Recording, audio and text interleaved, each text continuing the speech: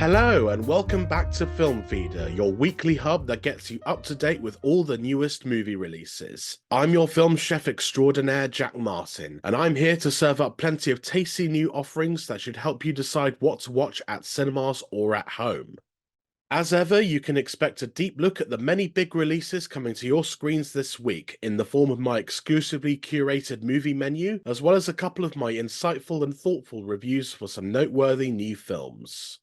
But before I get into this week's episode, I want to let you know that there's going to be a bit of a shake-up of the show's format from here on out. Now that I'm a few episodes into doing this podcast, I've realised I'm probably doing a bit too much all at once, which has left me a bit frustrated and even under a bit of personal pressure, so I've decided to cut back a little bit on the overall structure of this show. The most notable change is that the feature presentation section will now be a separate episode released once a month. This is to ensure that I have enough time to research and properly articulate my chosen subject, rather than just wing it every week, which I was honestly doing for the past ones. And it will also allow me more of a chance to invite special guests on for a balanced discussion, which will make for a more in-depth experience for you, my dear listeners. Now, you'll still get weekly episodes, but they will mainly just be reviews and previews, with the occasional special feature like interviews or reacting to major news within the film world, which I feel makes the regular show a bit more focused and straightforward, while I can put a bit more effort into ensuring the feature presentations are worthy enough of their singular focus.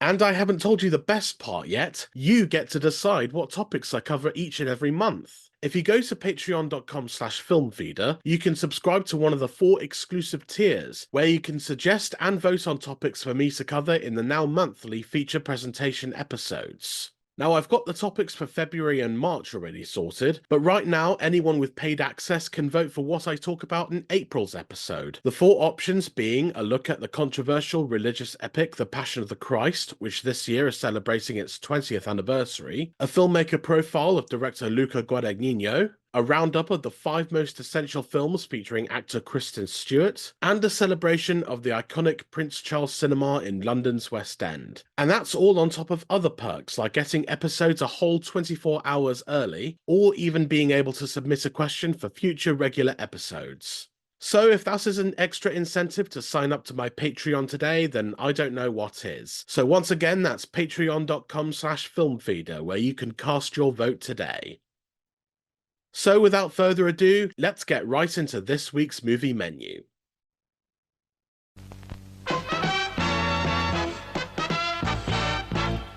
And now, preview time.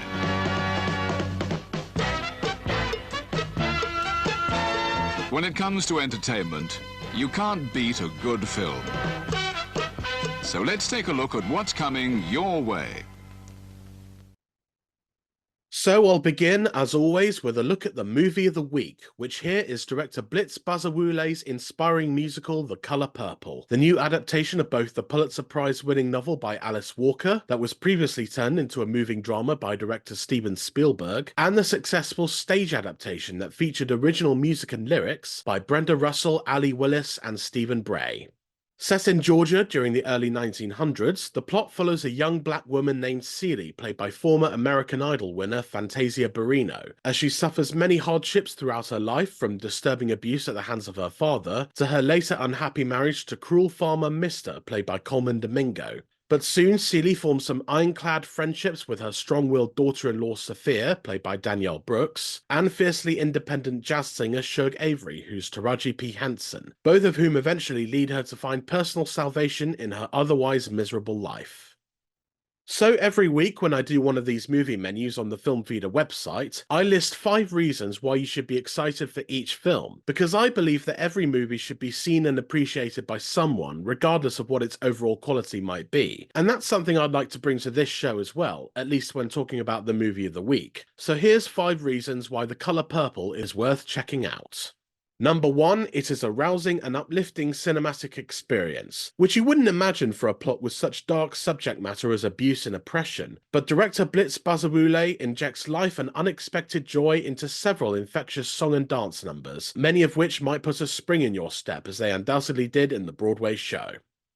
Number 2, it's an incredible feature film debut for Fantasia Barrino, who I mentioned earlier was previously the winner of the 3rd season of American Idol. but also played the lead role of Celie during a brief but memorable run on Broadway, and has been receiving acting nominations left and right at the Golden Globes, the Screen Actors Guild, and BAFTA, though I don't know if she's scored the Oscar nomination just yet, since I'm recording this episode before that particular announcement.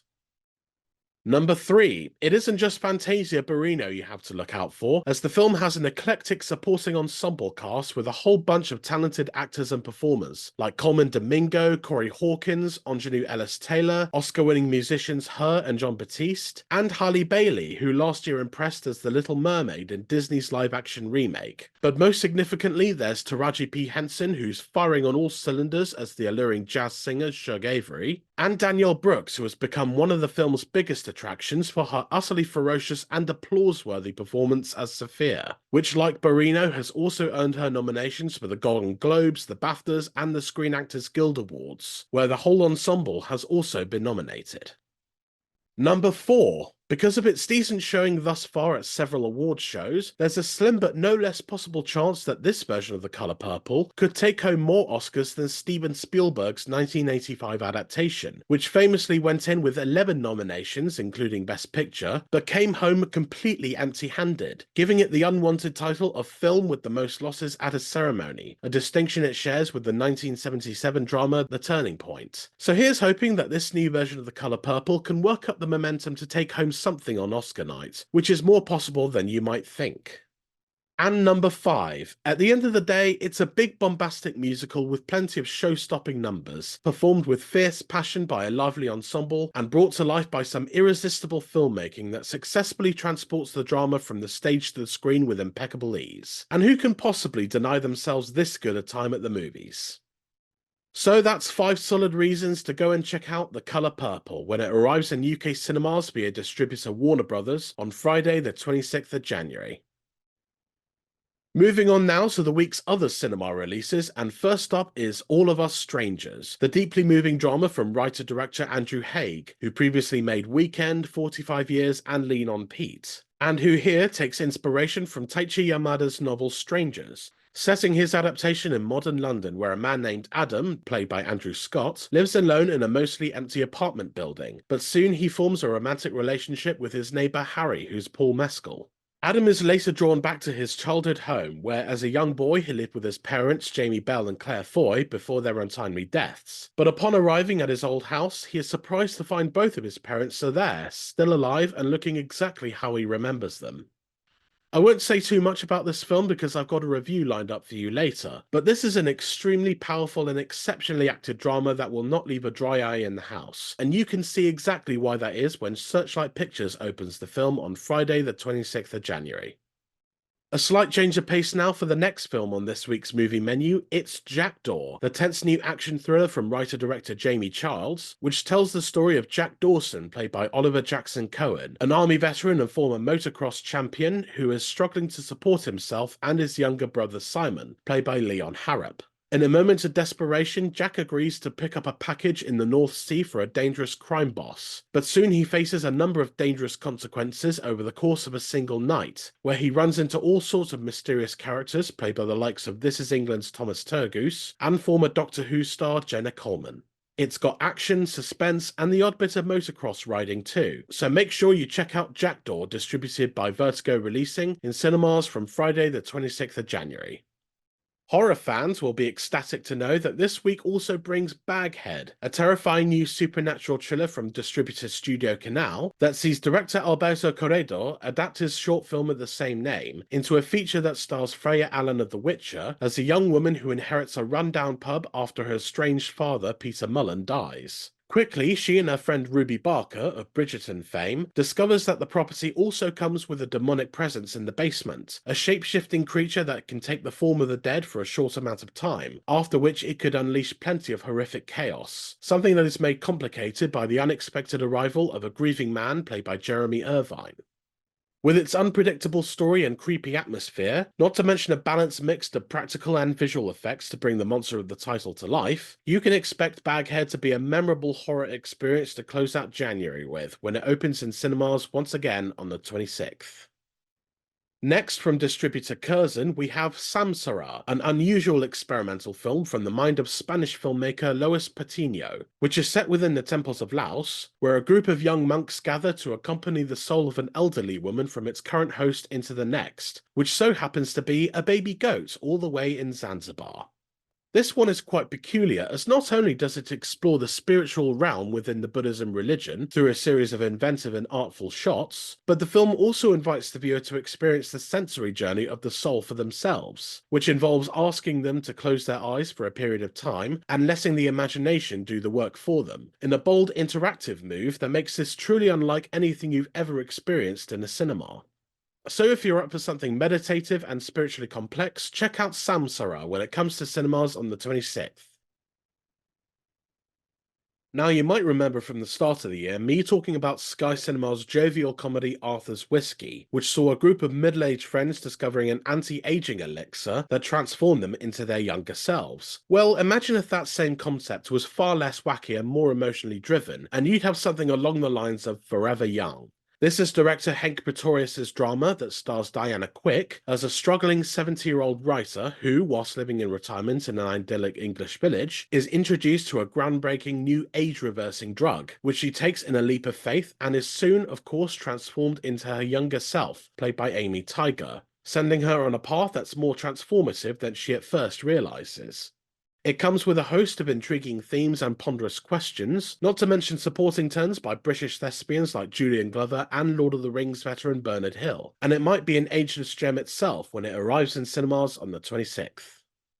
Then from Dazzler Media comes the religious biopic Padre Pio, written and directed by Abel Ferrara, the acclaimed filmmaker responsible for underground hits like Bad Lieutenant, The Driller Killer, and King of New York, and who now turns his focus onto the spiritual life and times of the Italian priest who became known for his unwavering faith and mystical stigmata. Playing the saintly figure in the film is Shia LaBeouf, who has a very powerful connection with this film, as his experiences on set whilst immersing himself into the character, which include residing in a Capuchin monastery and several other locations that the real Padre Pio himself was said to have occupied, inspired the troubled actor to convert to Catholicism after production wrapped, which, no matter what your opinions on Shia LaBeouf might be, is an inspiring instance of faith reigning triumphant. You can see the actor's life-changing performance for yourselves when Padre Pio from filmmaker Abel Ferrara comes to UK screens on the 26th of January. The last cinematic release on this week's movie menu is another odd one, blending both documentary and absurdist fiction into an unusual piece known as This Blessed Plot, the film from distributor Verve Pictures that sees filmmaker Mark Isaacs tell the story of a young Chinese filmmaker who travels to the historic Essex village of Thaxted in search of a new subject for her film, and she soon encounters some of the eccentric locals who introduce her to English folklore and spirituality, as well as a number of ghosts from the past. For its more dramatised scenes, Isaacs uses a cast made up entirely of local non-professional performers, while also tapping into Thaxted's rich cultural history, including its use as a key location in Paolo Pasolini's adaptation of Geoffrey Chaucer's The Canterbury Tales, as a basis for the parts that are considered more documentarian, creating a film that is certainly unique in its blending of fact and fiction, enough to where you might just come away from it with a whole new appreciation for the strange and endearing culture embedded deep within England's roots. Once again, that's This Blessed Plot, a Verve Pictures release that comes to select cinemas across the country on the 26th of January. And finally, there's only one major streaming release to spotlight this week, and it's Prime Video's new sports comedy The Underdogs with 2 Gs. And that's because the film not only stars Snoop Dogg, but also comes from an original pitch by the rap legend himself, who's also credited as a producer under his real name, Calvin Broadus.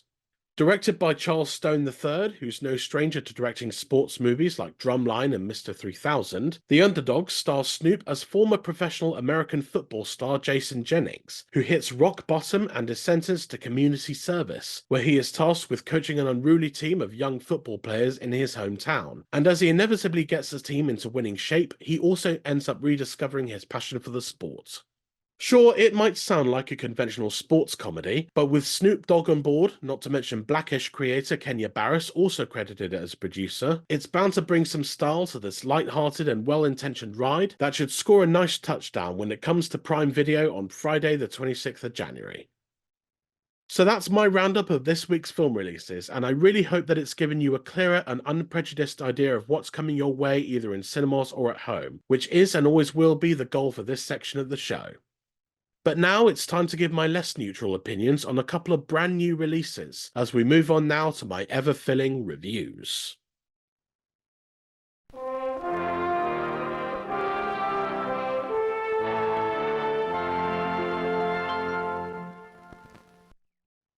I've only got two reviews for you today, but one of them is an absolutely unmissable event that you should go and check out at your earliest convenience. That film being writer-director Andrew Haig's All of Us Strangers. To briefly recap the plot, it's set in London, where Andrew Scott's Adam is a screenwriter who lives alone in a new build block of flats, where he appears to be one of only a handful of residents in the building. But he soon makes a connection with his neighbour Harry, who's Paul Mescal, which quickly leads to a much more intimate relationship, through which we learn a bit more about Adam's past, including that when he was a boy, both of his parents, played by Jamie Bell and Claire Foy, were killed in a car accident, which is something that Adam is clearly still contending with, to a point where he frequently travels to his old childhood home in Surrey, where to his surprise his parents, looking no older than the day they died, welcome him with open arms.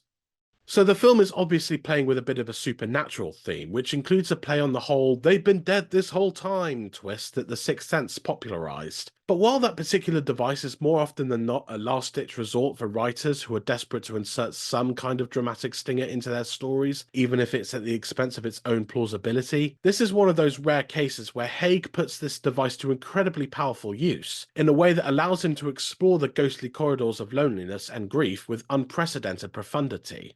The filmmaker slowly brings the viewer into an interesting state of magical realism, with Andrew Scott's Adam clearly experiencing a supernatural situation, with ghostly figures who are unmistakably his late mother and father, looking and acting exactly how he remembers them from when he was a child, and their ghostly presence is a source of comfort for Adam rather than one of fear or remorse, with them, or most likely him imagining them, lending some warm and even tearful retrospectives on their short time together as a family, for which Haig's writing goes to some hard-hitting places in order to convey. It is a testament to Haig's strength as both a writer and a director on this film that the narrative gimmick never comes across as cheesy or contrived, and instead allows for the viewer to get inside the mind of its deeply troubled protagonist, to explore his inner feelings of sorrow and loneliness that are beautifully and heartbreakingly honest in their execution, which can make the film an emotionally tough watch, but in the best way possible, because it gets into some tender themes that are destined to feel like an absolute gut punch on impact. But even when it seems like it's beginning to lean over the edge and dive headfirst into pure melancholy, it manages to pull itself back with a grounded approach that can often be quite funny. Like at one point, Adam has a conversation with his mother's ghost about the fact that he is a gay man, and since she died around a time when homosexuality was nowhere near as accepted as it is today, her attitude to her adult son's news is hilariously in line with the typical parent's response from around that period, though Haig never manages to disrupt the overall tone with its lighter moments, keeping the focus purely on the psychological and paranormal journey of self-acceptance that Adam is going on during virtually every scene of the film, with the filmmaker knowing exactly when to bring out the heavy artillery with certain sequences that may well have you reaching for the tissues.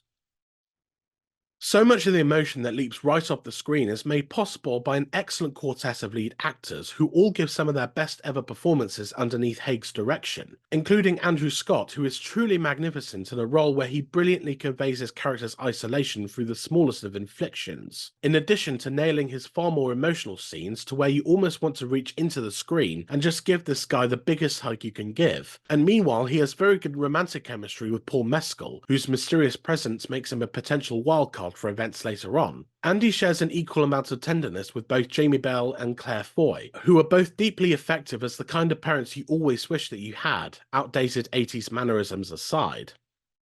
The combined performances generously lend plenty of emotion to Haig's narrative, which makes All of Us Strangers feel so much more powerful than it already is, especially for someone like myself, having been trapped in personal feelings of loneliness quite a few times in my life. So I found this movie to be extremely poignant, as it taps into that never-ending fear of eternal isolation, as well as the upsetting distress surrounding it, and doing so in a way that is never forceful or beyond the realm of possibility, and always feeling real, even with its supernatural form of magical realism, and with plenty of emotional residue. It's by far Haig's strongest overall film, with the perfect balance of steady direction and grounded writing to zoom it past the finish line, which is enough for me to rate All of Us Strangers the full 5 stars, which equates to top quality cuisine that you should order tickets for as soon as it goes on general release from Friday the 26th of January.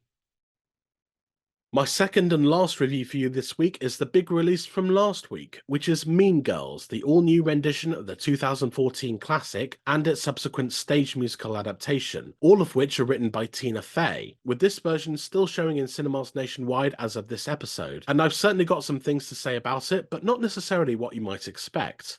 The plot of this version of Mean Girls, from directors Samantha Jane and Arturo Perez Jr., is more or less the same as in the original, as Katie Heron, played by Angourie Rice in the Lindsay Lohan role, begins attending North Shore High School, having previously been homeschooled by her mother Jenna Fisher whilst living in Africa. But Katie quickly finds herself unable to fit in among her peers, except for fellow outcasts Janice and Damien, played respectively by Olii Cravalho and Jaquel Spivey. Soon, Katie is drawn to the clique of popular girls known as the Plastics, led by Regina George, as played by Renee Rapp, who previously played the role on Broadway, and filled by her lackeys Gretchen Wieners and Karen Shetty, played respectively by Bebe Wood and Avantika, all of whom she is initially warned against, especially the conniving and cruel Regina, who at first Katie has no problem with, but after witnessing Regina's backstabbing firsthand when she gets back together with her ex and Katie's new crush, Aaron Samuels, played by Christopher Briney, she teams with Janice and Damien for a plot to infiltrate the Plastics and ruin Regina's social standing, but at the risk of Katie becoming just as vapid and two-faced as Regina herself.